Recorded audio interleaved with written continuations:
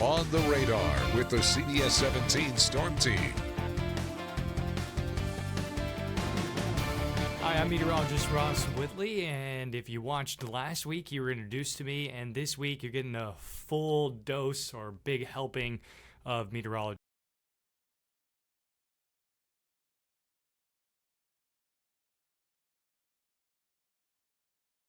The potential set up because we do have a new storm that just got named yesterday. That's Gabrielle. That's going to be moving in our direction, but thankfully there's plenty in its way, and thankfully it's likely going to stay out to sea, but we'll break that down. We're also going to take a look back at a couple of well-known storms. They just had their anniversary in this past month, September obviously being the busiest tropical month of hurricane season, followed between August and October, which are also busy months. This August, really not a whole lot going on out there. We did have Aaron that snuck close by the North Carolina coastline, but thankfully all it did really was some really large waves, some beach erosion, and some rip currents, and stayed well offshore. So hopefully as we go through the rest of hurricane season, which we'll talk about more in a second, is likely going to look more or less the same type of thing. So that's going to be really good for us if it does stay that way, and hopefully that's exactly what we're looking at. But let's dive right in here as we go forward, and we certainly have a whole lot to talk about, and that is all thanks to what is going on in the tropics currently. And you can see there's two upper level lows out there as well as Tropical Storm Gabrielle. It's dealing with a whole lot of wind shear, which really doesn't look like your traditional type of storm, and that's thanks to the wind shear that is going on. So two upper level lows that you can see there in the big L's that are to the north of our tropical icon spinning where Gabrielle is. We also have a couple of other systems that are out there that we'll be monitoring. They're weak waves that just came off the coast of Africa, and there's a couple of other things going on. You still have a whole lot of wind shear going on in the Caribbean. You can see a nice big swirl there right at the beginning or entrance of the Caribbean on the west side of the Lesser Antilles and south of the Greater Antilles, so that's Hispaniola and Dominican Republic as well as Puerto Rico, and then our ever-present trough that has been hanging out along the East Coast. That is excellent news whenever you see that trough present, because that acts as a wall. It keeps things from really being able to make it to the United States and to the East Coast in general. So anytime we have that, it's basically a blockade, and all of these tropical systems want to take an early exit around that subtropical ridge and out to sea. So that certainly helps us out. We've got plenty of other things going on, but let's take a look at the preseason numbers. I always like to start out with that, and you can see that we were expected to have an average or slightly above average season. So far this year, we only have 7 named storms, with the 7th storm happening just recently, and that's likely going to continue as we go forward, and that is all thanks to all of the activity that is out there at the current moment, and that's keeping things pretty stable as far as the Atlantic goes. So that's certainly excellent news for us, is that we're only talking about these numbers maybe potentially getting to the average as opposed to being above average. And obviously we only have 2 systems that have made landfall in the U.S. at this point in time. That's Chantal, which we know intimately, and Barry, which unfortunately also was rather significant, not in its landfalling or location, but more or less what happened to it down the road as it became extratropical and just leftover moisture. It really was responsible for all of the flooding in the 4th of July in Texas. So unfortunately, these tropical systems, even when they are weak and just have leftover moisture, they can end up depositing a whole lot of moisture where they are really don't make landfall, and that's exactly what Barry did. You can obviously see the newly named storm out there, Gabrielle, with this spinning shiny icon out there. It's got a rather erratic track, and that more or less has to do with its development. It's really not your atypical tropical system at this point in time, and that's all because of the shear that it's going under. So let's go over the names that have happened out there.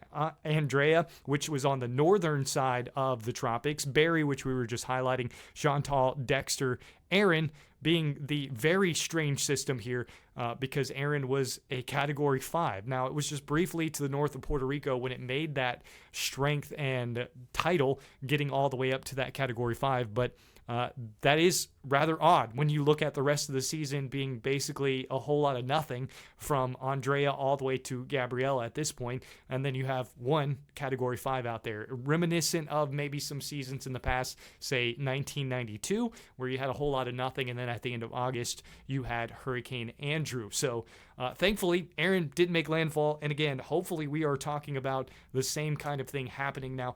This is from last week, where the ace that we had all ready for the year, and that was all thanks to Aaron. Aaron produced about 32.2 amount of accumulated energy, whereas the rest of the tropical systems combined, only 60.2 is, or rather only about 5. So if you take away Aaron, you really don't have a whole lot of accumulated energy at this point in time. So where are we in the tropical season? The peak is September 10th. As of yesterday, we are halfway through the tropical season, which means we got about 50% left to go. So between August 20th and October 20th, that is 90% of the tropical season. That's when we see the majority of our tropical activity. So even though we are past peak, there is still the potential for plenty of storms. We've had several late seasons that were very, very active. And again, we do have several waves out there right now, but there is still a whole lot of hostility, as we saw very early on in this, that there's a lot of shear out there. There's upper level lows. You've got a lot of dry air and mixing that's going on, and that's keeping things from really getting going at this point in time. So again, excellent news for us as we do look forward. So let's focus in on what we do have out there at the current moment. That is Tropical Storm Gabrielle. And Gabrielle is, again, rather erratic at this point in time, and you can see why. There's just a whole lot of wind shear ripping this thing apart. And note that straight north track, more or less wasn't because the center moved north. It was because it was dealing with wind shear and the center reformed. However, as you can see where the system is now and what it looks like, it's very ragged. That upper level low to its north is just ripping it to pieces. And then you've got that shear that is coming out of the Caribbean. It's not helping it at all. So when you have a tropical system, what you really want to see is you want to see that column aligned vertically. And anytime we have a tropical system that's dealing with wind shear, the column gets tilted. And the more that column gets tilted, the less likely we're talking about the system strengthening at all if it's not vertically aligned. So completely different from what we would call a mesoscale system or our synoptic scale systems, which is what you see in the wintertime, or even the low pressure system that came off of the coast a couple of days ago.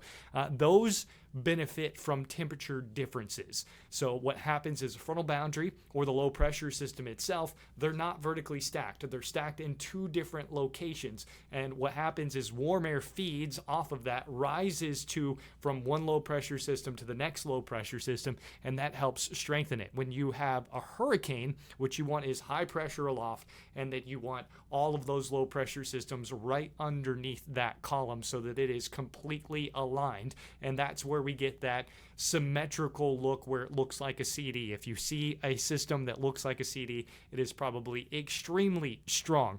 And this is not the case. We've got a whole lot of wind shear out there. This thing is not vertically stacked. It is not aligned. So that's why it looks like this. We're probably not going to see this thing get its act together until about 2 or 3 days down the road, potentially. So we'll see exactly where that happens. You can see the hurricane track here from the National Hurricane Center highlighting that this should start to get aligned maybe Saturday, Sunday, potentially starting its strengthening routine at that point in time as it starts to make that curve. But thankfully, you can also see that this is going to get nowhere close to North Carolina. This is going to stay, if anything, close to Bermuda and then curve out from there. So Bermuda is really the only one watching this system, how it develops, and it should stay relatively weak because, again, it's dealing with all of those issues out there coming from the vertical wind shear, coming from all of the other issues that are out into the Atlantic that have been present with us throughout the entire season. And that wind shear, again, not going anywhere. So that's good news. Because we do have a couple of other areas of interest as we go forward. But before we get there, let's talk about the historical track. So this is a great thing that Wes created for us. You can see where the point it was yesterday for Gabrielle. All of the historical instances from storms at that location, and then where they would make impact with North Carolina and how close they could get to us. Well, there's not a whole lot. You've got Connie, you got 6, and you got Gloria. And if you watched the last time that we did the tropical history dive in, you also noticed that Connie and 6 were included in that. The only new one in this is Gloria, and that's because Aaron was not too far away from where Gloria, or rather where Gabrielle is at the current moment. So it would make sense that we have two of the same systems. Now, obviously, Connie, back in 1955, I do not remember that system. 1933. I also don't remember that system. And for all of you out there that are watching, I'll date myself. I wasn't born yet when Gloria happened out on the Outer Banks out there. So 1985. And those are the three systems that did impact the U.S. and impact really North Carolina from the point at which Gabrielle was at yesterday. So good news. There's only about a 14% chance historically that this storm would even get close to North Carolina. And as we know already by the forecast track, it doesn't look like that's going to happen because we have that trough that is on the East Coast and we have all the other issues that are ongoing out there. So again, excellent news for us. What else is going on in the tropics? Well, you can see ragged Gabrielle out there ahead of our area of interest. There's also two other waves that are to the east of Gabrielle at this point in time. That wave, the first one that they highlighted yesterday for a 20% chance of development, has now been dropped. So if you were watching things down the road, or maybe a couple of days ago, you probably saw two areas of interest, and now there is only one area of interest. So that is good news. And again, we'll continue to see these waves come off of the coast of Africa because what's going on is we have the intertropical convergence zone. That is areas where winds converge just to the north of the equator, and that is always active. We call that the monsoon trough. We get little pieces of energy to break off of that monsoon trough lift north, and then those work out into the Atlantic if conditions are not hostile, as they currently are. Then sometimes you get these systems to develop into tropical systems as they work across the warm waters of the Atlantic. So what is the warm waters of the Atlantic? Well, that is 83 degrees or warmer. You can technically sustain tropical activity at 78 degrees, but more or less we're looking at about 81 to 83 for tropical activity to get going. And anything above 84 degrees, that's usually where we start talking about ocean heat content, what kind of fuel there is out there. And the warmer it gets from there, there is more fuel. So warm water always gets this big rap for being this storm fuel and helping things go. And it's always what we talk about preseason. Well, this is where we're seeing warm water. But in the end, until you have a tropical system, the warm water is just one factor in tropical development. As we've seen this year, the warm water not really helping overcome the other issues that are currently present, which is the hostile conditions from the vertical wind shear, as well as all of the dry air out there. So those two things help to suppress or sink the air. The warm water actually helps in rising the air, and low pressure systems are exactly that. You have less pressure in the atmosphere that also helps to rise the air. So whenever we have a combination of two overpowering the other, you either see more or less activity. That's why warm water is always a big concentration when it comes to preseason activity. And we're going to take a break at the current moment, but when we come back, we're going to go a little bit further into what's expected as we go this year. And as I mentioned before, we're going to talk about two historical storms for North Carolina that just had their anniversaries, that being Floyd and Fran. I do remember these two systems. I was alive when they happened, so we'll return after the break. On the radar with the CBS 17 Storm Team. And welcome back to On the Radar. As I said, this episode, you're getting a full heavy helping of meteorologist Ross Whitley. So you were just introduced to me last week, and now it is single show here. So again, if I'm not your favorite person, I'm sorry. Rachel, Wes, and Laura, will have them all back here soon. We're also going to bring in some other guests as we go down the road. So if you're looking forward to future episodes, we've got some pretty cool things lined up. We're going to bring some of the National Weather Service meteorologists in here. We're going to interview some really cool things. Something I got to explore just here recently was a flood workshop in North Carolina. So we're going to talk about that because that is a big issue in North Carolina, is flooding. That's probably our biggest threat outside of wind, tornadoes, and then occasionally we have a severe winter weather event. So every now and then we'll be able to talk about the winter weather, but of course we got to get there first. And obviously we're still in hurricane season, and that's still the big issue ongoing. So we started off here. I wanted to go back to here because we've talked a lot about what has happened out in the Atlantic so far this year and what is currently going on. We've got 2 waves that are coming off the coast of Africa. We got 2 upper level lows out there. There's actually a whole host of upper level lows. I just didn't put them all in. I wanted you to be able to see the swirls individually as well. And you can see all of the dry air that's out there. And it's pretty obvious why Gabrielle is not doing very well, because it is centrally located just to the south of that upper level low that is shearing it to pieces. There's also some shear interference between the downwind issues that are going on between the upper level low well off to its west and what is happening with the divergence in the Caribbean. And divergence is exactly what you would think it is. It's winds going in opposite directions. Convergence, it's like 2 cars colliding in an accident. Divergence is the opposite. So convergence helps to create storms. Divergence helps to divert storms, and it really hurts them, especially if it's not happening in the right locations. Now, obviously, there is an exception to the rule with everything, but as we're talking about Gabrielle here, there is a whole lot of issues that it is dealing with, and that is excellent news for us because we don't want to see this thing getting anywhere close to the East Coast. And you can see that trough that is hanging out off of the East Coast. That's going to continue to stay there. And because of that, we've got a nice blockade working for us and helping to keep any of these storms away from the United States. Now, obviously, as we go later into the season, that kind of trough access can actually help to pull tropical activity out of the Caribbean and into the Gulf. And then eventually that can work across North Carolina as well, because most of the stuff that happens, say, in the Panhandle or the Bend of Florida eventually does work up that trough axis up into North Carolina. Much of the big historical storms that Western North Carolina has dealt with actually worked through the Panhandle of Florida first.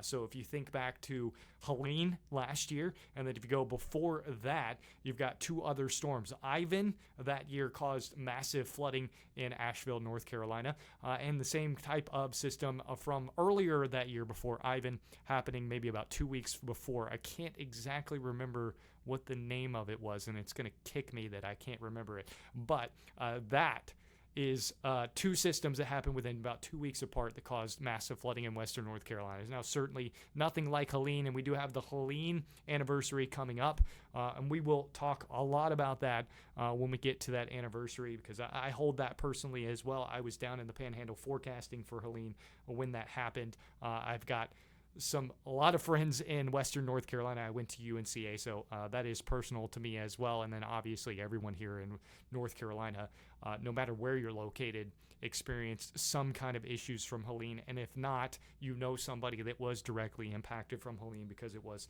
such a wide-reaching storm. So again, we're past peak. We've got about 50% of the tropical season left to go. Last week we had about 60%, and we're about a week out now, and we only have 50% left to go. So that's good news. We're past peak, but we still have plenty of time for tropical activity to go on. And wouldn't you know it, we do have a tropical system out there at the current moment. That is Gabrielle. It's dealing with wind shear, all the dry air, all the factors we were talking about. And thanks to that blockade on the eastern coast, this is going to stay to the east of Bermuda. So that's some good news. It could threaten Bermuda. It might get uncomfortably close, but likely going to stay a relatively weak system. And that is all thanks to those factors that are out there at the current moment. And I needed to update that graphic. But let's talk about some storms. I wanted to get into the anniversaries of some storms. We just passed this one. This was September 16th, 1999. You'll remember it well. I remember it. Hurricane Floyd. It made landfall in Cape Fear. It was a Category 2 at 105 miles per hour. Tropical Storm Dennis hit just 10 days earlier. The coast picked up over 20 inches of rain in some locations, and here in the Triangle, about 7 inches of rain. Had about 8,000 homes that were destroyed across North Carolina. It damaged about 65,000 homes, and 500,000 people were without power from this storm. So let's look at the track, and then also let's look at what we can learn from Floyd. So Floyd made landfall in Cape Fear. It took more of a east-northeast track from there. And then what do we have? Well, we have the rainfall totals. Floyd was a rather slow-moving system. In slow-moving systems, the friction stacks up on the western side. And when that happens, you get immense rainfall totals. Anywhere in the white, that's 4+ inches. Anywhere in the yellow, that's 8+ inches. And anywhere in the red, how about a foot plus? And there were even some locations in North Carolina that picked up close to 20 inches of rain from Hurricane Floyd. And Hurricane Floyd did a whole lot of things. If you've ever looked at the flood inundation mapping from North Carolina, that all stemmed from Floyd, because the system dropped so much water and caused so much flooding that we actually learned from it. We started to put some issues in place to try to solve those issues ahead of any kind of tropical system making landfall. We created a better warning system for flooding. Thanks on that, you have a lot of rain gauges and stream gauges across North Carolina and eastern and central North Carolina that are all in place thanks to Floyd. So what happened with Floyd and then post-Floyd created a whole lot of things that we now take advantage of. So what can we learn from Floyd? Well, you can see a slow-moving system, and where was the majority of the rainfall? It wasn't at the center of the storm. It was on the western side. And that's because if you think about tropical systems, they all happen where they're coming in and everything gets stacked up on the western side of that system. And that is because of how they're rotating. So they're rotating counterclockwise, and you get a trough axis to develop on the west side of that forward motion.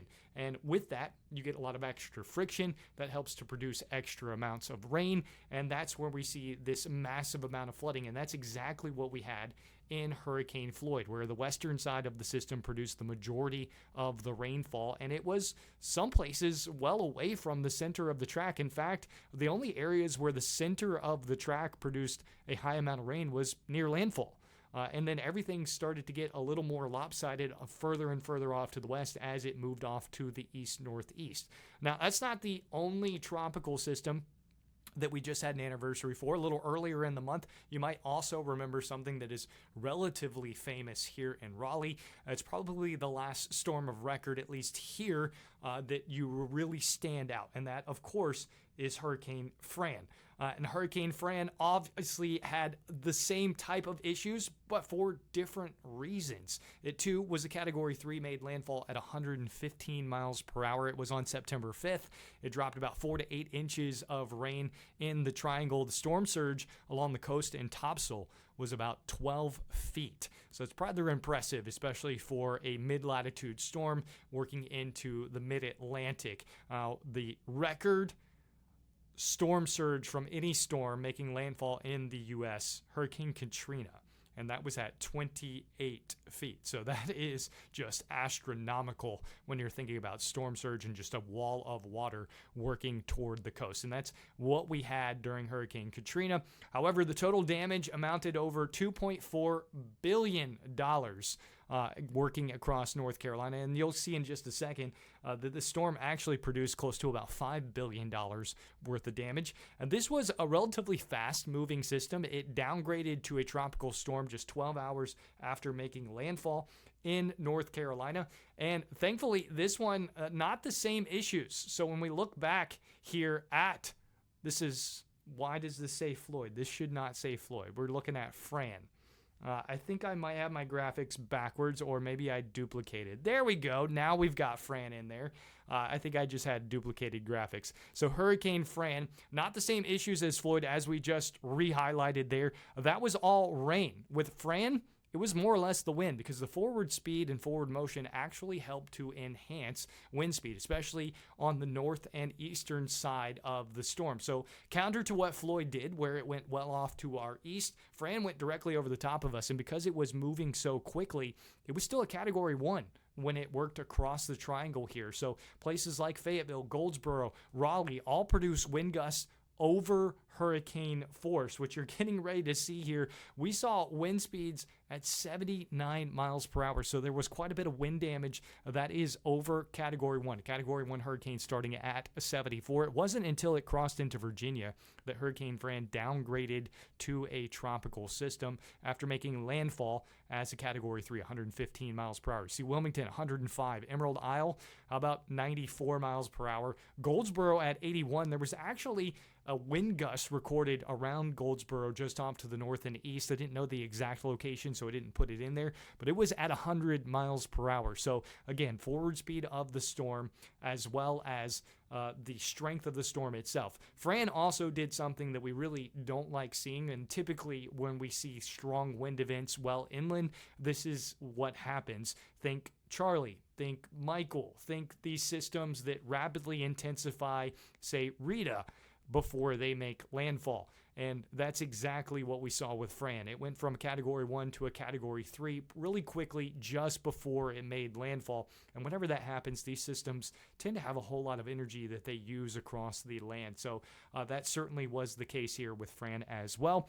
It was a minimum pressure of 946. The fatalities, unfortunately, 27 people lost their lives in Hurricane Fran. And the damage, about $5 billion in total. And remember, that was about $2.5 billion just here in North Carolina alone. So wind damage can be an issue when we're talking about hurricanes. That's what the Saffir-Simpson scale really highlights, as well as rain. So we just saw two anniversaries, completely opposite ends of the spectrum as far as what was the bigger issue when it came to hurricane systems. However, they made identical landfalling spots. So where they both landed, and then two completely separate outcomes, but from similar strength storms. So that brings me back to my last point here, which is certainly whenever we're talking about a tropical system approaching, you want to focus on the impacts for your location. If you're not focused on the impacts for your location, well, then you're missing the point, because every storm is going to be different. You could take the identical storm, change the angle of approach, or change the forward speed, as we just highlighted, and you're going to get a completely different set of impacts at your location. So when a tropical system is approaching, make sure you're focused on the impacts for your area, not the strength of the storm. Everyone gets all caught up in what category is it. Is this a Category 2? Is this a Category 3? Well, I got news for you. Anything over a 3 is a major. If we're talking about 3, 4, 5, doesn't matter. It's a major. The reason we call it a major is because we're talking about catastrophic damage happening. And if we're talking about a slow-moving storm that's moving inland, well, then obviously we're going to be preaching flooding. We're not going to be talking about the wind, even if it is a really strong system at landfall. It's going to have to deal with that friction and issues, and it's going to cause a lot of flooding across North Carolina. So focus on the impacts for your forecasted area. That is the bigger issue. And of course, make sure to check back in on the radar, but that's going to do it for this week's episode.